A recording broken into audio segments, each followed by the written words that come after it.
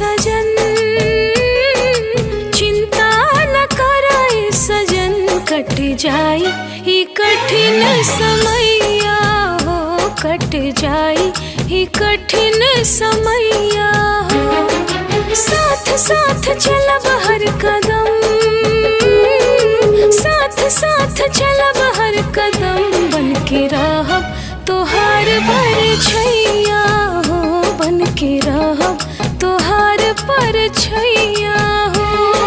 चिंता न कराए सजन।